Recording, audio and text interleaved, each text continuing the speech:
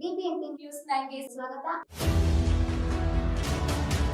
ಮೊದಲಿಗೆ ಮುಖ್ಯಾಂಶಗಳು. ಕುರುಬರ ಸಂಘದ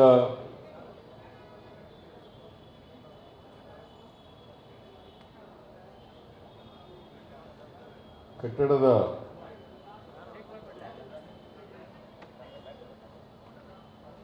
ಶಂಕುಸ್ಥಾಪನೆ ಕಾರ್ಯಕ್ರಮದಲ್ಲಿ ಭಾಗವಹಿಸಿರ್ತಕ್ಕಂಥ ಪೂಜ್ಯರಾದಂಥ ಸಿದ್ದರಾಮಾನಂದ ಪುರಿ ಸ್ವಾಮೀಜಿಯವರಿಗೆ ನಮಸ್ಕರಿಸಿ, ಪೂಜ್ಯ ಈಶ್ವರಾನಂದ ಪುರಿ ಸ್ವಾಮೀಜಿಯವರಿಗೆ ನಮಸ್ಕರಿಸಿ, ಈ ಕಾರ್ಯಕ್ರಮದಲ್ಲಿ ಭಾಗವಹಿಸಿರ್ತಕ್ಕಂಥ ನಗರಾಭಿವೃದ್ಧಿ ಸಚಿವರು ಆದಂಥ ಶ್ರೀ ಬೈತಿ ಸುರೇಶ್ ಅವರ,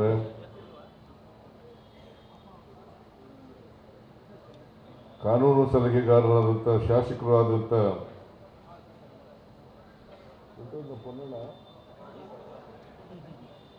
ಬೇಡ ಬಿಡಿ, ಗ್ಯಾರಂಟಿ ಯೋಜನೆಗಳ ಅನುಷ್ಠಾನ ಸಮಿತಿಯ ರಾಜ್ಯಾಧ್ಯಕ್ಷರಾದಂಥ ಮಾಜಿ ಸಚಿವರು ಆದಂಥ ಶ್ರೀ ಎಚ್.ಎಂ. ರೇವಣ್ಣ ಅವರ, ಮಾಜಿ ಸಚಿವರಾದಂಥ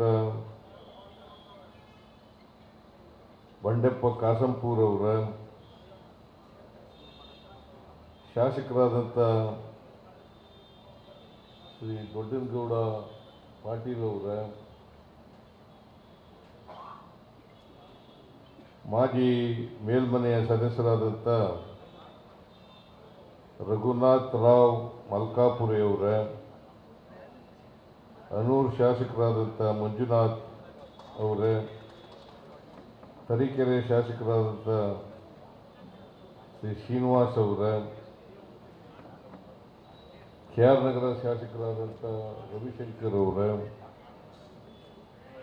ಮಾಜಿ ಸಚಿವರಾದಂಥ ಶ್ರೀ ವರ್ತೂರ್ ಪ್ರಕಾಶ್ ಅವರ, ಆರ್ ಕೃಷ್ಣಪ್ಪ ಹೊರಟೋಗಿದ್ದಾರೆ,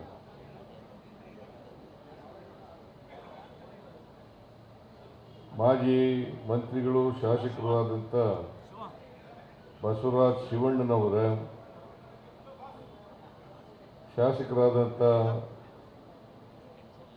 ರಾಜು ಚಿಮ್ಮನಕಟ್ಟಿ ಅವರ, ಕಡೂರು ಶಾಸಕರಾದಂಥ ಆನಂದ್ ಅವರ, ಪ್ರದೇಶ ಕುರುಬರ ಸಂಘದ ಅಧ್ಯಕ್ಷರಾದಂಥ ಈರಣ್ಣ ಅವರ,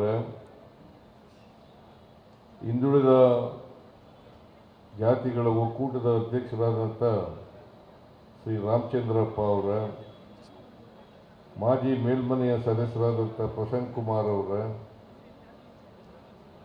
ಮಾಜಿ ಮೇಲ್ಮನೆಯ ಸದಸ್ಯರಾದಂಥ ಗಾಯತ್ರಿ ಶಾಂತೇಗೌಡ ಅವರ, ಮಾಜಿ ಶಾಸಕರಾದಂಥ ರಾಮಪ್ಪ ಅವರ,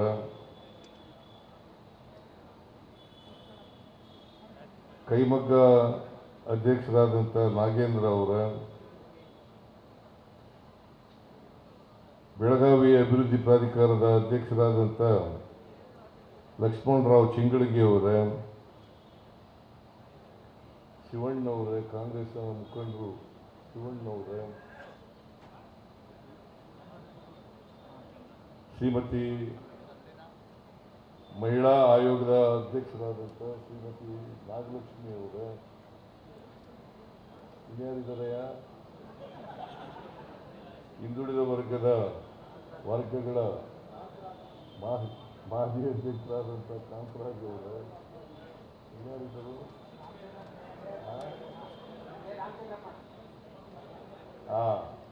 ಆಯ್ತಲ್ಲ, ಹೇಳಾಯ್ತು ಕಣೆ ರಾಮಚಂದ್ರಪ್ಪನಿಗೆ.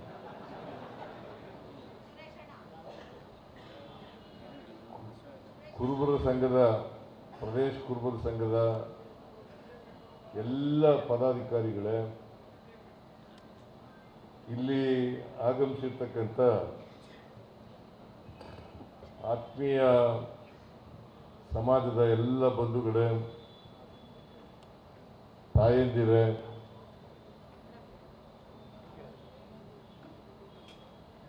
ಯುವಕ ಮಿತ್ರರೇ, ಸುದ್ದಿ ಮಾಧ್ಯಮದ ಎಲ್ಲ ಗೆಳೆಯರೇ, ಇವತ್ತು ನಾವೆಲ್ಲರೂ ಕೂಡ ಸೇರಿ ಒಂದು ಹೊಸ ಕಟ್ಟಡ ನಿರ್ಮಾಣ ಮಾಡಲಿಕ್ಕೆ ಪ್ರದೇಶ ಕುರುಬರ ಸಂಘದ ಭವನ, ಅದು 100 ವರ್ಷ ಹಳೆಯದಾದಂಥ ಕಟ್ಟಡ. ಮತ್ತು ಈ ಕಟ್ಟಡದಲ್ಲಿ ಪ್ರದೇಶ ಕುರುಬರ ಸಂಘಕ್ಕೆ ಸಾಕಷ್ಟು ಆದಾಯ ಬರ್ತಾ ಇರಲಿಲ್ಲ. ಮತ್ತು ವಸತಿ ನಿಲಯದಲ್ಲಿ ಸಾಕಷ್ಟು ವಿದ್ಯಾರ್ಥಿಗಳು ಇರಲಿಕ್ಕೆ ಅವಕಾಶ ಇರಲಿಲ್ಲ. ಅದಕ್ಕೋಸ್ಕರ ಪ್ರದೇಶ ಕುರುಬರ ಸಂಘದವರು ಇದನ್ನು ಕೆಡವಿ ಒಂದು ಹೊಸ ಕಟ್ಟಡವನ್ನು ಕಟ್ಟಬೇಕು ಅಂತೇಳಿ ಅವರು ನನಗೆ ಒತ್ತಾಯವನ್ನು ಮಾಡ್ತಾ ಇದ್ದರು. ನಾನು ಹೇಳಿದೆ, ಅದು 30 ಕೋಟಿಗೂ ಹೆಚ್ಚಾಗ್ತದಪ್ಪ, ಅದು ಕಟ್ಟಡ ಸುಲಭ ಅಲ್ಲ ಅಂತ ಹೇಳ್ತಾ ಇದ್ದೆ. ಆದರೂ ಧೈರ್ಯ ಮಾಡಿ ಪ್ರದೇಶ ಕುರುಬರ ಸಂಘದವರು ಈ ಕಟ್ಟಡ ಮಾಡಲೇಬೇಕು ಅಂತೇಳಿ ತೀರ್ಮಾನ ಮಾಡಿ ನನ್ನನ್ನು ಒಪ್ಪಿಸಿ, ಬೈತಿ ಸುರೇಶ್ ಅವ್ರನ್ನೂ ಒಪ್ಪಿಸಿ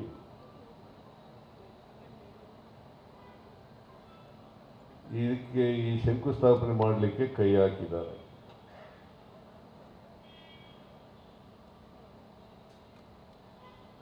ಈಗಾಗಲೇ ಯಾರು ಇದರ ಕಾಂಟ್ರಾಕ್ಟರು ಅಂತಕ್ಕಂಥದ್ದು ಕೂಡ ಗುರುತಾಗಿದೆ. ನಾಗಾರ್ಜುನ ಸಂಸ್ಥೆಯವರು.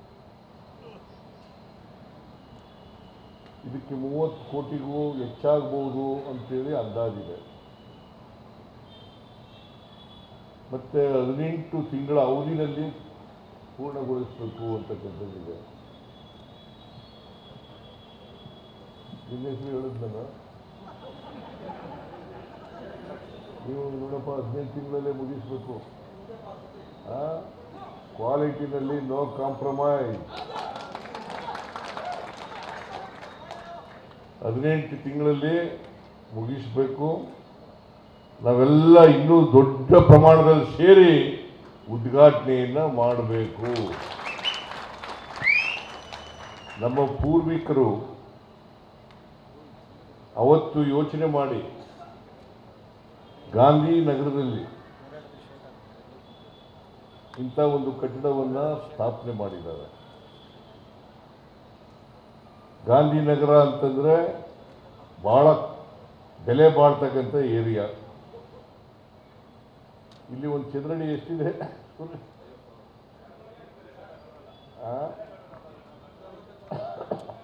50,000 ರೂಪಾಯಿಗೂ ಹೆಚ್ಚೇ ಇರಬೇಕು ಒಂದು ಚದರಡಿ. ಅಂಥ ಜಾಗದಲ್ಲಿ ಈ ಕುರುಬರ ಸಂಘದ ಭವನ ಇರ್ತಕ್ಕಂಥದ್ದು. ಇಲ್ಲಿ ಭಾಳ ಜನ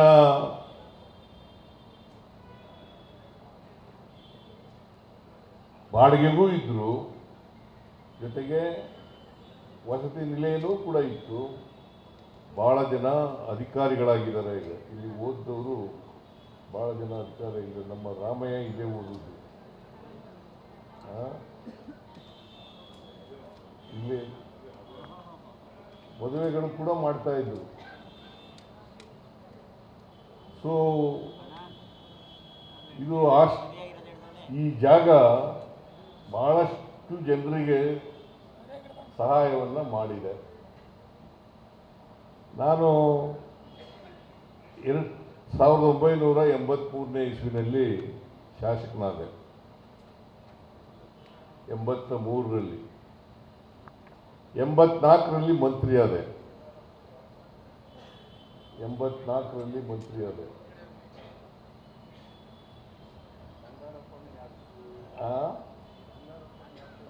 ಬಂಗಾರಪ್ಪನವರು ಹಾಸ್ಟೆಲ್ ಸ್ಟೂಡೆಂಟ್ ಅಂತೆ ಇಲ್ಲಿ. ರೇವಣ್ಣ ಸ್ಟೂಡೆಂಟ್ ಅಲ್ಲ, ಮಾಗಡಿ ಬೆಂಗಳೂರು ಹತ್ರ ಐತಲ್ಲ ಅಲ್ಲಿ ಮಾಗಡಿ. ಭಾಳ ಜನ ಇಲ್ಲಿ ಓದ್ದವರು, ಇಲ್ಲಿ ಹಾಸ್ಟೆಲಲ್ಲಿ ಓದ್ದವರು ಭಾಳ ಜನ ಇದ್ದಾರೆ.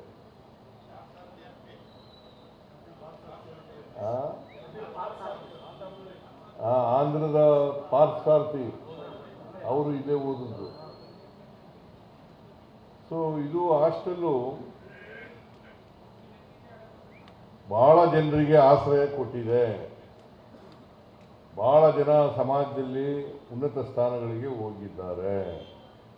ಅಂಥ ಒಂದು ಹಾಸ್ಟೆಲ್ಲು 100 ವರ್ಷ ಇತಿಹಾಸ ಇರ್ತಕ್ಕಂಥ ಹಾಸ್ಟೆಲ್ಲು.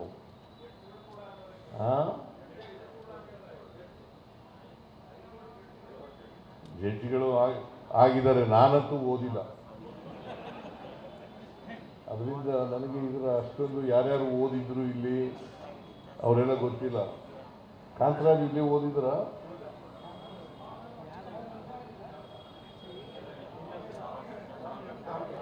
ದಾವಣಗೆರೆ ಅದೇ ಇಲ್ಲಿ ಇಲ್ಲ, ಇಲ್ಲಿ ಕಚೇರಿ ಇತ್ತು, ಅವ್ರದ್ದು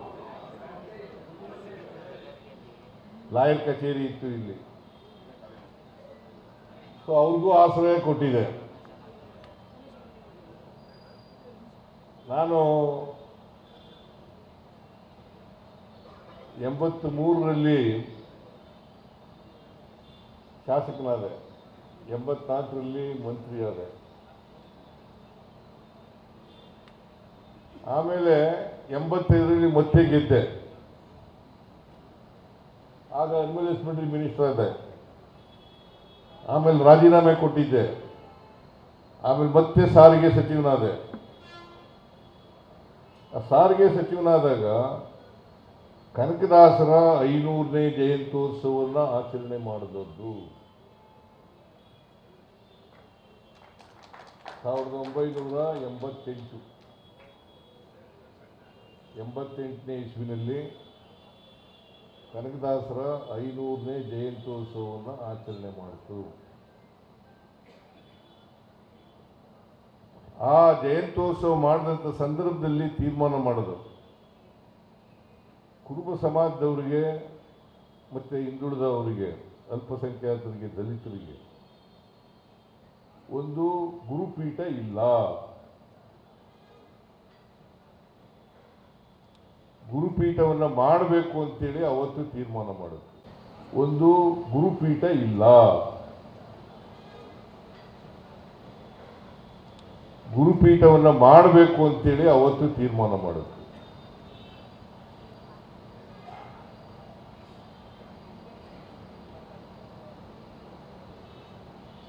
ಆ 500ನೇ ಜಯಂತ್ಯೋತ್ಸವವನ್ನು ಬಹಳ ಅದ್ದೂರಿಯಾಗಿ ಮಾಡೋದು, ಇಡೀ ವರ್ಷ ಆಚರಣೆ ಮಾಡ್ತಕ್ಕಂಥ ಕೆಲಸವನ್ನು ಮಾಡೋದು.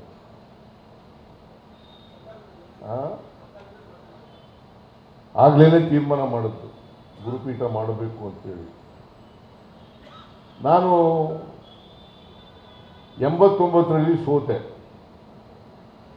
ಟೈಮ್ ಸಿಕ್ಕಿತ್ತು ನನಗೂ. 89ರಲ್ಲಿ ಸೋತೆ. 89 ಆದಮೇಲೆ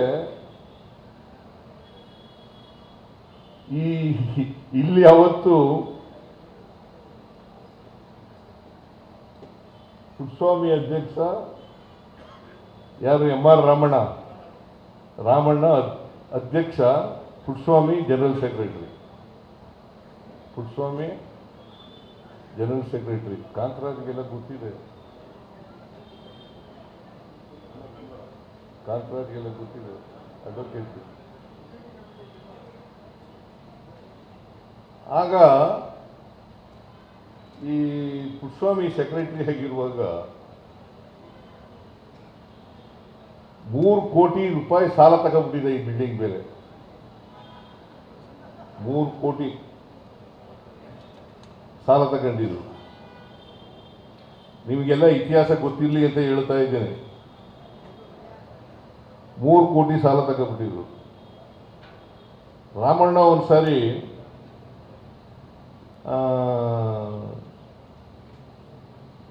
ಪುಟ್ಟಸ್ವಾಮಿಗೆ ಫೋಟೋಗಳು ಹಾಕಬೇಕು ಅಂತ ಹೇಳ್ತಾ ಇದ್ದಾರೆ. ಇಲ್ಲೆಲ್ಲ ಕುರುಬರ ಸಂಘದಲ್ಲಿ ಫೋಟೋ ಹಾಕಬೇಕು ಅಂತ ಹೇಳ್ತಾರೆ. ಆಗ ಪುಟ್ಟಸ್ವಾಮಿ ಏನು ಹೇಳ್ತಾನೆ ಗೊತ್ತಾ, ರಾಮಣ್ಣ ನಿಮಗೆ ಜೀವಂತವಾಗಿ ಹೊಡೆದ್ಬಿಟ್ರೆ ಹೆಂಗೆ ಗೋಡೆ ಮೇಲೆ ಯೇಸು ಕ್ರಿಸ್ತನ ಮಾಡಿದ್ರಲ್ಲ, ಗೊತ್ತಾಯ್ತೇನೆ? ರಾಮಣ್ಣನಿಗೆ ಜೀವಂತವಾಗಿ ಗೋಡೆಗೆ ಹೊಡೆದು ಬಿಡೋದು, ಮೊಳೆ ಹೊಡೆದು ಬಿಡೋದು, ಯೇಸು ಕ್ರಿಸ್ತನ್ ಮಾಡಿದ್ರಲ್ಲ ಹಂಗೆ ಮೊಳೆ ಹೊಡೆದು ಬಿಟ್ರೆ ಹೆಂಗೆ ಅಂತ ಹೇಳ್ತಾರೆ. ಪಾಪ ರಾಮಣ್ಣ ಎದುರ್ಕೊಂಡು ಸುಮ್ಮನಾಗ್ಬಿಡ್ತಾನೆ. ಅಷ್ಟೊಂದು ಆ ಕಾಲದಲ್ಲಿ rowdy Puttaswamy and gang rowdy. ನಾನು ಸಾರಿಗೆ ಮಂತ್ರಿ ಆಗಿದ್ನಲ್ಲ, ನಮ್ಮ ಮನೆಗೆ ಬರಬೇಕಾದ್ರೆ 2 ಕಾರ್ ತುಂಬ ಜನಗಳು ಕರ್ಕೊಂಡು, 2 ಕಾರ್ ತುಂಬ ಮನೆಗೆ ಬರೋನು. ನಾನು ಏನು ಮಾಡೋದು, ಮನೆ ಬರ್ತಿದ್ದೆಲ್ಲ ಮಾತಾಡಿಸುವೆ.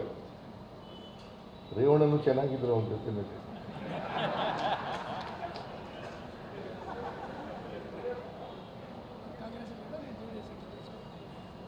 ಭಾಳ ಚೆನ್ನಾಗಿದ್ರು. ವಿಶ್ವನಾಥ್ನು ಚೆನ್ನಾಗಿದ್ದ. ವಿಶ್ವನಾಥ ಅಂತ ಹೇಳ್ತಾರಲ್ಲ ಮಾಜಿ ಮಂತ್ರಿ, ಅವನು ಚೆನ್ನಾಗಿದ್ದ ಪುಟ್ಟಸ್ವಾಮಿ ಜೊತೆಯಲ್ಲಿ. ಅವನು ಕಂಡ್ರೆ ಎಲ್ಲ ಎದುರ್ಕೊಳ್ಳೋರು. ಒಂದ್ಸಾರಿ ನಾನು MLA ಆಗಿದ್ದೆ.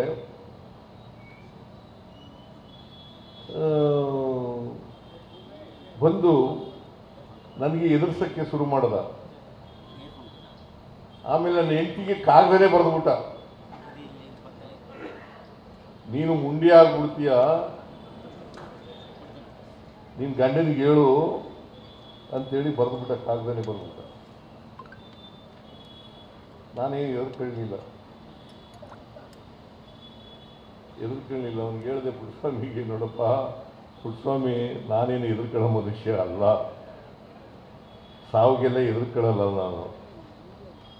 ಆದರೆ ನಾನು ಏನು ಪ್ರತಿಪಾದನೆ ಮಾಡ್ತೀನಿ ಅದರಿಂದ ಹಿಂದೆ ಸರಿಯಲ್ಲ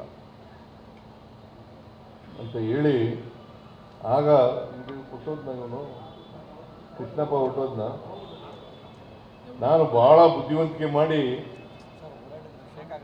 ಜನರಲ್ ಎಲೆಕ್ಷನ್ ಇತ್ತು. ಅವನು ಯಾರ ಜೊತೆ ಇದ್ದ ಅಂತಂದರೆ ಕೊತ್ವಾಲ್ ರಾಮಚಂದ್ರ. ನಮ್ಮ ಮಾವ ಹೇಳ್ತಾ ಇದ್ದ, ನಮ್ಮ ಮಾವ ಒಬ್ಬ ಮೆಂಬರು, ಇದಕ್ಕೆ ಕುರುಬರ ಸಂಘಕ್ಕೆ ಮೆಂಬರು. ಕೊತ್ವಾಲ್ ರಾಮಚಂದ್ರನ ಕುಳ್ಳಿಸ್ಕೊಂಡು ಒತ್ತಾಕಬಿಟ್ಟಿದ್ದ ಓಟು, ಅವನಿಗಾಗಿ ಗೆದ್ದಿದ್ದದು. ಇನ್ನೊಂದು ಎಲೆಕ್ಷನ್ ಬಂತು, ಈಗ ಶ್ರೀನಿವಾಸ ನಗರ ಅಂತ ಹೇಳ್ತೀವಲ್ಲ, ಅಲ್ಲಿ ಎಲೆಕ್ಷನ್ ನಡೆಸ್ತಾ ಇದ್ದ. ನಾನು ಹೋಗಿ ಪುಟ್ಟಸ್ವಾಮಿಗೆ, ನನ್ನ ಜೊತೆ ಚೆನ್ನಾಗೂ ಇದ್ದ, ಮತ್ತು ಹಿಂದ್ಗಡೆ ಎಲ್ಲ ಏನು ಬೇಕೋ ಎಲ್ಲರೂ ಮಾಡೋಣ ನಂಗೆ ಎದುರ್ಸೋಕ್ಕೆ. ಆಮೇಲೆ ಪುಟ್ಟಸ್ವಾಮಿಗೆ ಹೇಳಿದೆ ನಾನು, ನೋಡಪ್ಪ ನೀನು ಒಬ್ಬನೇ ನಿಷ್ಠೂರ ಆಗಬೇಕು, ಹೋಗಬೇಡಯ್ಯ, ರಾಜಿ ಮಾಡೋಣ ಬಿಡು, ಎಲೆಕ್ಷನ್ ಮಾಡಬೇಡ ಅಂತ ಹೇಳಿ ಎಲೆಕ್ಷನ್ ನಿಲ್ಲಿಸ್ತೇ ಹೋಗಿ. ಜನರಲ್ ಎಲೆಕ್ಷನ್ನು, ಕುರುಬರ ಸಂಘದ ಎಲೆಕ್ಷನ್ನು. ಅಧ್ಯಕ್ಷರಿಗೆ ನಿಂತ್ಕೊಬಿಟ್ಟಿದ್ದಾವ, ಅಧ್ಯಕ್ಷಗಿರಿ ನಿಂತ್ಕೊಬಿಟ್ಟಿದ್ದ. ಆಮೇಲೆ ಮಾಡಿಸ್ದೆ ನಾನು. ಆಮೇಲೆ ಏನು ಮಾಡಿದೆ ಅಂತಂದರೆ, ಒಂದು ಕೆಲಸ ಮಾಡೋಣಪ್ಪ, ನಾವು ಡೈರೆಕ್ಟರ್ಗಳನ್ನ ನಾಮಿನೇಟ್ ಮಾಡೋಣ. ನಾನು ಗ್ರಾಮೀಣ ಪ್ರದೇಶದವ್ರನ್ನೆಲ್ಲ ಮಾಡ್ತೀನಿ, ನೀನು ಪಟ್ಟಣದವ್ರನ್ನೆಲ್ಲ ಬೆಂಗಳೂರು ನಗರದವರು ಮಾಡು ಅಂತ ಹೇಳಿದೆ. ಆಗ 10 ಜನನ ಏನೋ ಡೈರೆಕ್ಟರ್ ಮಾಡೋದು, ಇನ್ನು ಉಳಿದು ಒಂದೊಂದು ಜಿಲ್ಲೆಗೆ ಇದ್ದಿಬ್ಬರು ಅಂತೇಳಿ.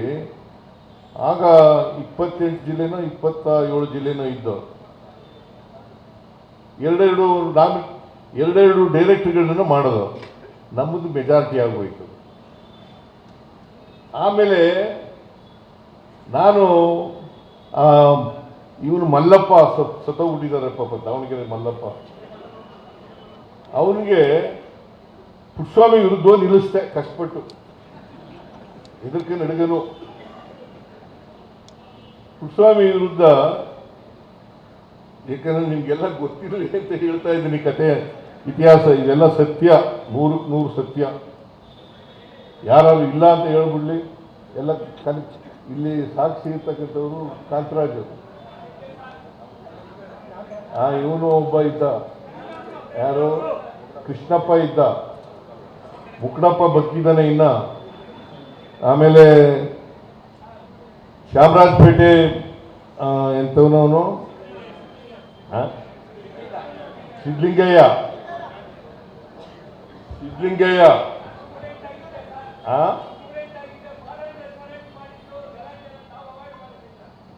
ಕೂತು. ಆಮೇಲೆ ಸಿದ್ಲಿಂಗಯ್ಯ ಇದ್ದ,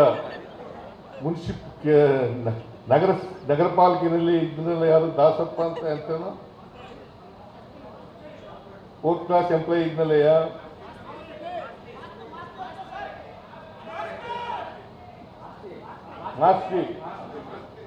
ಮಾಸ್ತಿ ಸಾವ್ಕಾರ್ ವೆಂಕಟಸ್ವಾಮಿ ಮತ್ತೆ ಮುಕ್ಕಡಪ್ಪ. ಆಮೇಲೆ ನಮ್ಮ ದೇವನಹಳ್ಳಿಯವನು ಇಂಜಿನಿಯರ್ ಇದ್ನಲ್ಲ, ಯಾರು ನಾಗಣ್ಣ. ಇವರಿಷ್ಟು ಜನ ನಾವೆಲ್ಲ ಮಾತಾಡ್ಕೊಂಡು ಪುಟ್ಟಸ್ವಾಮಿನ ಹೊರ ಹಾಕೋದು ಹೆಂಗೆ ಅಂತ ಯೋಚನೆ ಮಾಡಿದೆ. ಪುಟ್ಟಸ್ವಾಮಿನ ಹೊರ ಹಾಕೋದು ಹೇಗೆ ಅಂತ ಯೋಚನೆ ಮಾಡಿದೆ. ಎಲೆಕ್ಷನ್ ನಡೀಲಿಯಪ್ಪ ಅಂತಂದ್ರೆ, ನೋಡಪ್ಪ ಮಲ್ಲಪ್ಪ ನಿಂತ್ಕೊಬಿಟ್ಟಿದ್ದಾನೆ, ಎಲೆಕ್ಷನ್ಗೆ ಅವ್ನು ತೆಗಿಯಲ್ಲ ಅಂತ ಇದ್ದಾನೆ, ಎಲೆಕ್ಷನ್ ನಡೀಲಿ. ಕೃಷ್ಣಪ್ಪ ಇದ್ನಲ್ಲ, ಕೃಷ್ಣಪ್ಪ ಇವನು general secretary, news state. Krishnappa Mallappa ಅಧ್ಯಕ್ಷ. ಎಲೆಕ್ಷನ್ ನಡೀತು ಅಂತಂದಾಗಲೇ ಕೋರ್ಟ್ ಕೊಟ್ಟೋದ ಇವನು, ಕೋರ್ಟ್ನಲ್ಲಿ ನಮ್ಮ ಪರವಾಗಾಯಿತು. ಆಮೇಲೆ ಆಗ DCP ಈ ಭಾಗದಲ್ಲಿ ಪೊಲೀಸ್ ನಮ್ಮ ಮೈಸೂರು ಜಿಲ್ಲೆಯವನು ಇದ್ದ, ಭರಣಿ ಸುಭಾಷ್ ಭರಣಿ ಅಂತ ಇದ್ದ. ಆ ಸುಭಾಷ್ ಭರಣಿಗೆ ಹೇಳಿ ಹಳೆ ಕೇಸ್ನಲ್ಲೇ ಒಂದು ಪುಟ್ಟಸ್ವಾಮಿಗೆ ಎದುರಿಸಿ ಮಾಡುವಂತ ಹೇಳಿದೆ ನಾನು. ಸುಭಾಷ್ ಭರಣಿಗೆ ಗೊತ್ತಾಯ್ತೇನ್ರಿ ಸ್ವಾಮೀಜಿ, ನಿಮಗೆ ಗೊತ್ತಾಯ್ತಾ? ನಿಮಗೆ ಗೊತ್ತಿಲ್ಲ, ಕತೆ ಗೊತ್ತಿಲ್ಲ, ಏನಿಲ್ಲ ನಿಮಗೆ. ಏನೋ ಹೇಳ್ತಾ ಇದ್ದೀರಿ, ವಿಶ್ವನಾಥ ಏನು ಮಾಡಿದನು? ಏನು ಮಾಡಿಲ್ಲ. ಅವನ ಜೊತೆ ಸೇರ್ಕೊಂಡಿದ್ದ ಪುಟ್ಟಸ್ವಾಮಿ ಜೊತೆಗೆ.